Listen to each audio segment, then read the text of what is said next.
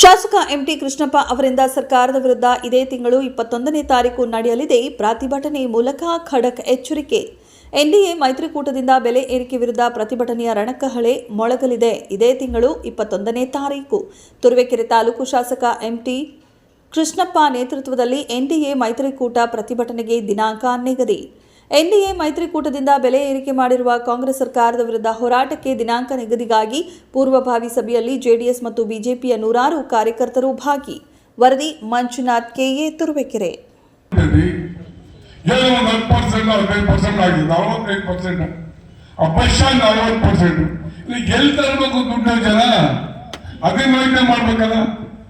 ಹಾಗಾಗಿ ಬಹಳ ಹದಗೆಟ್ಟಿದೆ ಸರ್ಕಾರ. ಅವರೆಲ್ಲಾರು ಸಮನ್ವಯತೆ ಇಲ್ಲ. ಮುಖ್ಯಮಂತ್ರಿ ಕಂಡ್ರೆ ಉಪಮುಖ್ಯಮಂತ್ರಿ ಆಗಲ್ಲ, ಉಪಮುಖ್ಯಮಂತ್ರಿ ಮುಖ್ಯಮಂತ್ರಿ ಯಾರು ಗುಂಪಾಗೋಗ್ತದೆ.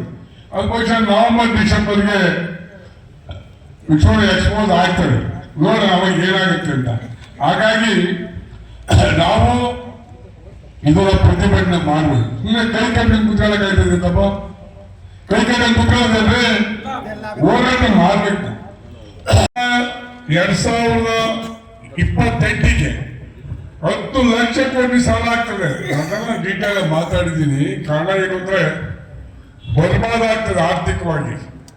ಎಲ್ಲ ಒಂದ್ ಕಡೆ 2,000 ಕೊಡ್ತೀವಿ, ನಿಂತಾರ ಮೇಲೆ 28 ಹಾಕಿ ಲಕ್ಷ್ಮಣ ತಾಲ 25,000 ಕೋಟಿ 2,000 ರೈತರಿಗೆ ಕೊಡೋದು. ಇದು 23,000 ಕೋಟಿ ಎಲ್ಲೋ ಇದು. ಅದನ್ನ ಅಕೌಂಟೇ ಕೊಟ್ಟಿಲ್ಲ. ನಾನು ವಿಧಾನಸೌಧ ಕೇಳಿದೆ, ಇಷ್ಟೆಲ್ಲ ಹಾಕಿದಾರಪ್ಪ, ಅದು ಅಕೌಂಟ್ ಕೊಡಿ ಅಂತ ಕೊಡ್ತಾ ಇಲ್ಲ. ಮಾತಂತಾರೆ ನಾವು ನಡೆದಿದ್ದೇ ಆದೇಶ ಅಂತಾರೆ, ನಾವು ಮಾಡಿದ್ದೇ ಆದೇಶ. ಇದು ಮಿತಿ ಮೀರಿ ಹೋಗಿದೆ.